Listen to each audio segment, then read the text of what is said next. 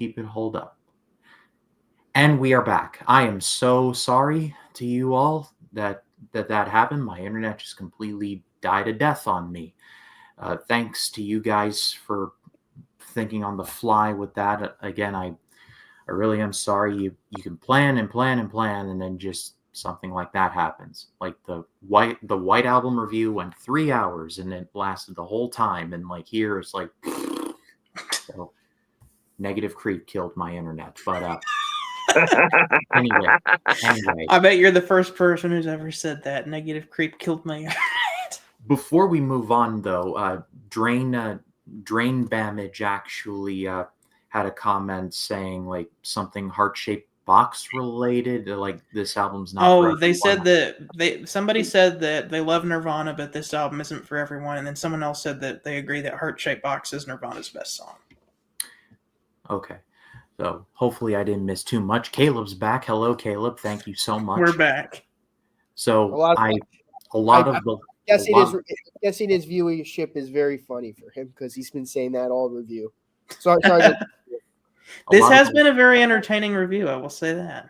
Yeah, like this is why I'm so kind of mad at myself because like it was going so well and then it was just like down the tubes. So, I've kind of had more fun reviewing this album than listening to half of this album. to it, yeah. But I'm not exactly sure where you guys were. I think we were on Scoff. We were on Scoff, and I said, POV, you stole Kurt's beer and locked it in a heart-shaped box. Oh, there you go. And then Jacob had talked about it. And then Nick had like a mental breakdown almost. He did. I'm not replicating that because it'll be very hard to replicate that. Yeah, and I made the comment. I wonder how bad this would have been if he had heard it at a Jersey Mike's. If you know. Well, I heard it at a freaking Jersey Mike's. Of all places. Yeah, I don't think I can add anything that these guys have added. I did not care for this song. It's not Negative Creep bad, but it's definitely not good either. But anyway, maybe going to a swap meet will clear our heads. Nick? Swap meet. What do I think about that song? 3 in a row, y'all. I'm gonna be brutally honest. I'm gonna keep this trash can up here. This is almost Beatles for Sale level consistently bad. I was just about to say, yeah. Well, this is gonna be me when we review Classic Ono Band. Yeah, I know. Me and Jacob are gonna have a battle on that review because I'm gonna have a lot of good things to say, and Jacob's gonna have a lot of bad things to say. I'm now looking forward to that review. Actually, I don't know how to feel about that review. I mean, of course, Buku's the Blues. I'm excited to review because that's a great album.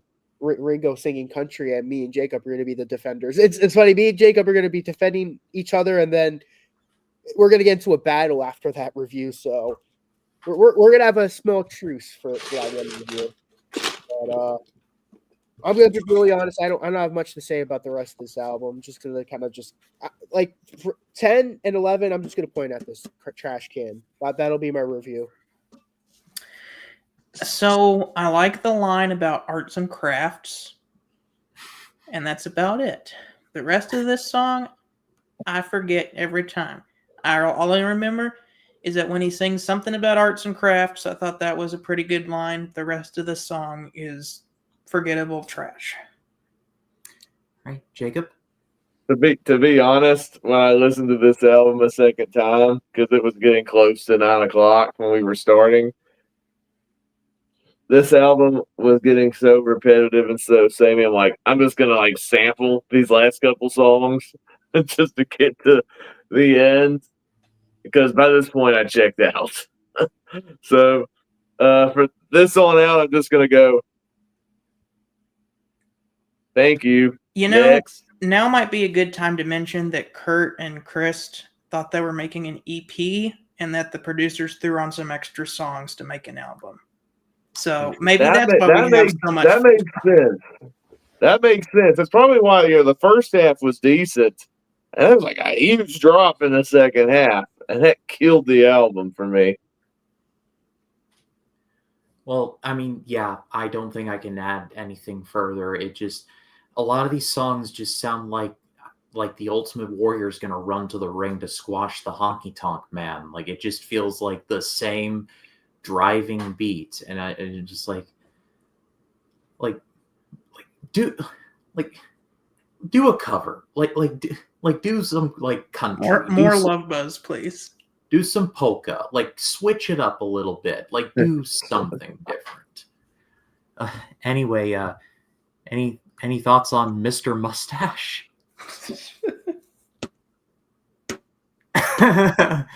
Well, that's Nick. Scott?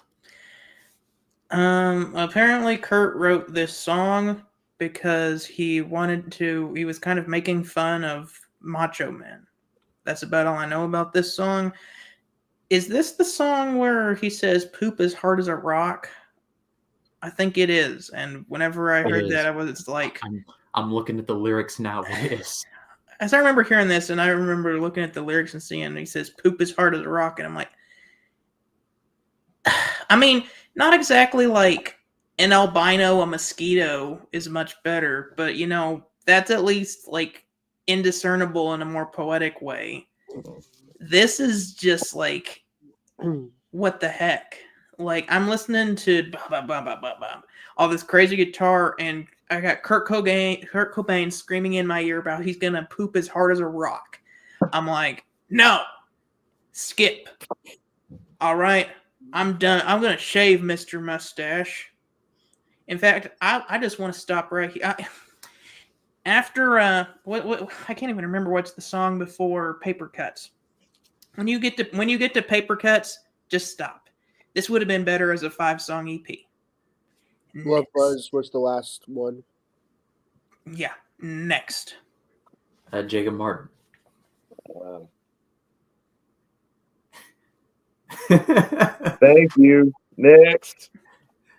Yeah, this one was not good. Like, I get what Cobain was maybe trying to go for, but it is like it's any message about like macho men or like Randy Savage or whatever he was going for was lost in the din of like that's the entire back half of this album, folks. Like it's wall of sound, but like none of like anything Phil Spector could have done. But to last track on the album, we are sincere about that. It is I spelled this wrong. You don't even have to put it up. Sifting. Nick? Did I even need to ask? Scott? This was the straw that broke the horse's back. Or however that saying Camel's goes. back. Camel's back. However you say it. This is the worst song on the album, in my opinion. Really? This is like everything that's wrong with the other stuff on this album, with the loud noise and the incoherent screaming. And it's would rather listen to Negative Creep over this. Yes, I would, because I at least will laugh at Negative Creep. This song here is just chugging guitar, screaming nonsense. And it's at the time I met this song, I'm just like, I actually did turn it off. I got to it and I'm like, there's only like 30 seconds of this song left. I turned it off. I'm like, you know what I could be listening to right now? About a girl. You know what I could be listening to right now? Never mind. You know what I could be listening to right now? Anything but this. I would much rather be listening to something I would actually enjoy rather than forcing myself to try to enjoy.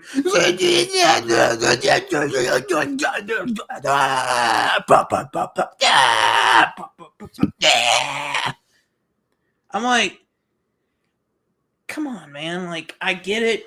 You're angsty. You've got rage. You want to tell the world about how young people are unsatisfied and that they just need to feel free to express themselves. But do it in a way that they'll actually, enjoy. Like, Smells Like Teen Spirit. That is like an anthem instead of just, I'm gonna scream and make noise. That's okay. If you want my review of this whole album, minus About a Girl and Love Buzz and a few other tracks, in just a few words, let's scream and make noise. That's about it. I would say next, but there is no next, thankfully. Jacob Martin, are you thank you nexting again? Well, I'm gonna say I appreciate that this song doesn't sound like the other songs, previous songs that were very samey. This one's a little slower and tries to be more of a ballad type song, but the screaming does not mesh with the tone of this song, and it also sucks. So, thank you. The end.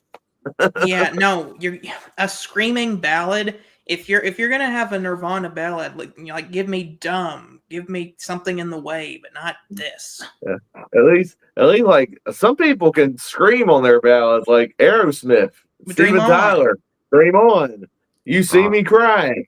I Don't Want to Miss a Thing. All great ballads sung by somebody that can actually do it. But Kurt Cobain, not even close. It's a joke, okay. actually. If you are a huge Nirvana fan, please stick with us because we're going to be saying a lot better things about the next album. And if you love this album, more power to you. You have much better tolerance at listening than we do. Yeah, I mean, yeah, I didn't care for this one either. The drums were nice, like the opening, like the cymbals at the beginning. I'm like, okay, we're going somewhere, and then it's straight back to status quo again, and I'm just like, yeah, it wasn't good. It wasn't good. But anyway, we've made it. That is Bleach, and should I mean, can't wait for Nevermind. Neither Yes. can we, Caleb. Yeah. I mean, you're not going to I think see us we're all looking clowning forward to Nevermind. You're not going to see us clowning on Negative Creep and laughing just because we all think it's too repetitive. That's just for this one, but our next one will be a lot more serious. Yeah. Right. So if you guys have made it top 5, let's do it now. Nick? Oh, I have one. Okay, so my number 5 is going to be School. And by the way, there's no honorable mentions. Just want to make that clear. Number 4, Blue. Number 3, Love Buzz. Number 2, Floyd the Barber. And number 1, About a Girl. Scott? Number 5, purely for comedic reasons, Negative Creep. Number 4, Blue. Number 3, School. Number 2, Love Buzz. And number 1, About a Girl. And just like Nick, there are no honorable mentions. I don't have any honorable mentions either. It's too sucky of an album to have honorable mentions. I barely was able to scrape up a top 5. But number 5, just by default, but at least it's so bad it's hilarious, is Negative Creep. Number 4, Blue. Number 3, Love Buzz. Number 2, School. And number 1, No Surprise, About a Girl. All right. And one more comment from Pector. Blur is good. I believe he's referring to the band Blur. I know that Blur was kind of in a music battle with Oasis in the 90s, so I'm a huge Oasis fan. I've always been curious to check out Blur just to see what their competition was, but apparently you can't be a Blur and an Oasis fan because there's a battle between them, but I think I would be the exception. I got an open mind. I definitely want to check out Blur. I hear, what's it, Song 2? I hear that's a good one. I'll check out Song 2, the one where it's like, yeah. I've heard that one. That one's pretty good. That's like the only song I know from them. So I'll check them out. I don't think they're going to be as good as Oasis because I'm a huge fan of Oasis. But we found. Oh, good. There's an exception. You can be a fan of both. Good. Right. Well, I mean, that's how people war about the Beatles and the Rolling Stones. No, I'm a fan of both too. To be honest, I like both bands. So yeah, I like the Beatles better, but like, if you looked at my record collection, I think I have more Stones albums than I do Beatles albums. I mean, same with me. I mean, I'm more of a Stones guy than a Beatles guy, but I mean, watch my Beatles reviews on like the White Album, Revolver Help, Rubber Soul. I'm very positive on those. That's guys. good, Pector. You just keep And you were enjoying the what only you you're like. the only person I know that gave Yellow Submarine a 10 out of 10. So True. I told you. So I love the Beatles. Don't think I don't like the Beatles. Anyway, my top five, and shout out to Pector. He's Brazilian. People really don't care about this here. Well, that music needs to make its way to Brazil. Then they'll start caring. But my 5 is School. Number 4 is Love Buzz. Number 3 is Blue. Number 2 is Floyd the Barber. And number 1 is About a Girl. So I feel a little weird asking this, but scores. Nick. Okay, so for me personally, at first I gave it a 5 out of 10, and it went up, but by very little. I'm going to give it a 5.5 out of 10. I'm actually going to give this a 6 out of 10, just for the first half, minus paper cuts. I can see myself having this record in my collection just for the first few songs, especially About a Girl. But whenever MTV Live and Unplugged has the About a Girl version that I like better, and Dave Grohl is on that, maybe I won't buy it. But if it's for a good price, we'll have to see. But there's a few songs I like here. This band has huge potential, which they tap into to the nth degree on the next album. But here it's an interesting look at a band in the late 80s who's just mad at the direction that popular music is taking and says, hey, let's just shake it all up and see what happens. My hat goes off to them for that, but I just feel like some of their ideas are a little poorly executed and kind of we don't give a crap about what we're doing on this album. Right, so just so I'm clear, Nick, your score one more time. 5.5. 5.5. You gave it a 6, Scott. I gave it a 6. Jacob? I almost gave it a -3.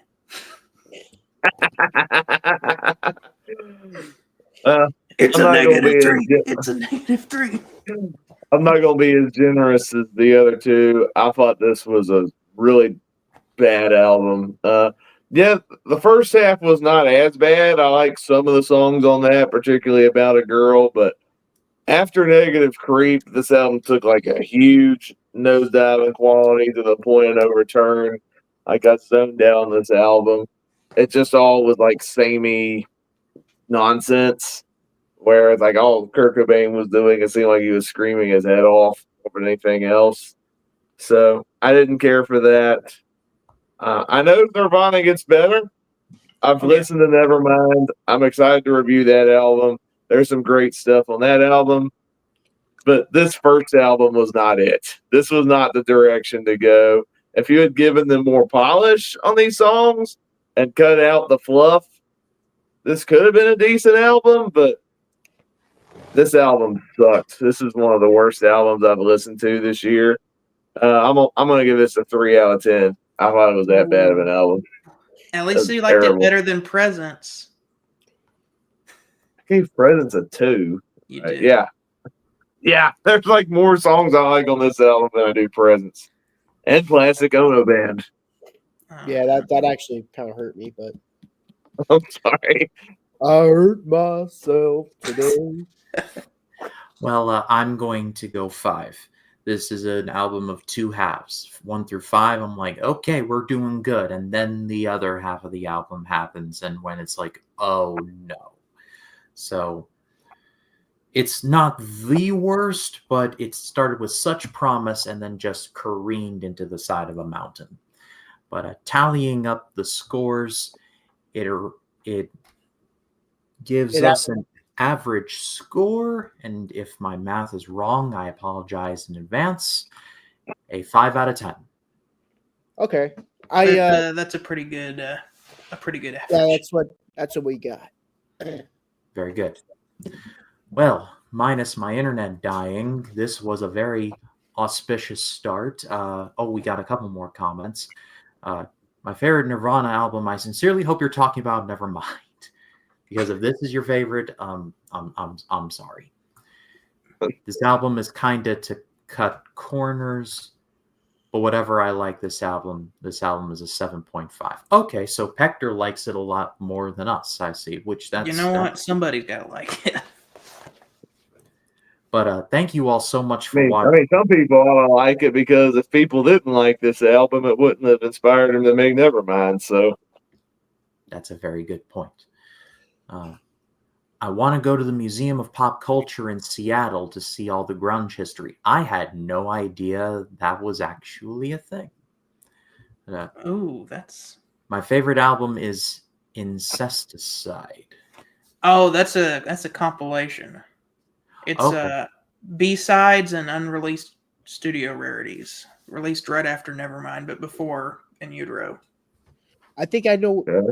Yeah, let me look. What is the song? Aneurysm? That's kind of the big song on that one. And I know another one. I think is And I Love Her, if I'm correct. I know there's like a Nirvana or Kurt Cobain album where And I Love Her is on it. His version of it. I looked, it's not on that album, but yeah. One of them's called Aereo Zeppelin. Interesting. Well, I pass it off to all of you if you're watching this live or if you're watching this after the fact. What did you think of this album? Let us know in the comments. We would love to read what you have to say. I'm really grateful to these guys for joining me in achieving Nirvana. This is only the beginning of not just Nirvana, but a beautiful friendship, in the words of Humphrey Bogart from Casablanca. One question: what's next album that you're going to achieve? Well, we're going. You know what? I'll tell you, but oh, by the way, never mind. Yeah, what Scott said. But thank you guys so much. I do appreciate it. Nick, what have you got coming up on your channel? I believe. Oh yeah, tomorrow me, Jacob, and Briar will be doing an album exchange. Also, that very day, me and Briar will continue our Deep Purple series. Very excited to do that. And this Monday, me, Jacob, and Ryan will be doing Johnny Cash's very famous album, Folsom Prison, on Monday evening. So I'm very excited to do those 3 reviews. Besides that, I was planning on doing the next Genesis review with Ryan and Briar. I was going to ask you guys actually after this review if you guys would want to do a day for that. Wind and Wuthering. Yes, Wind and Wuthering. I'll say this: it's not as good as A Trick in the Tail, but it is definitely an underrated album. The more you listen to it, but that's Blood on the Rooftops. Ryan is gonna love that song. And Scott, thank you so much. Your channel is Sound Lab Studios. What have you got coming up?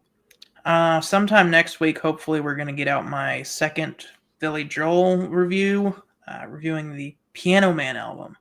We just have to find a good time to do it. I'll edit it, I'll put it out, and then also David Bowie, The Man Who Sold the World. That review should be coming out soon as well. All right, and Jacob Martin, you're always welcome. A little link to Nirvana, The Man Who Sold the World. Jacob Martin, you're always welcome on this channel. Your presence here is always appreciated. What have you got coming up? Coming up, as far as reviews go on my channel, I know we'll do Abbey Road at some point, the Beatles series.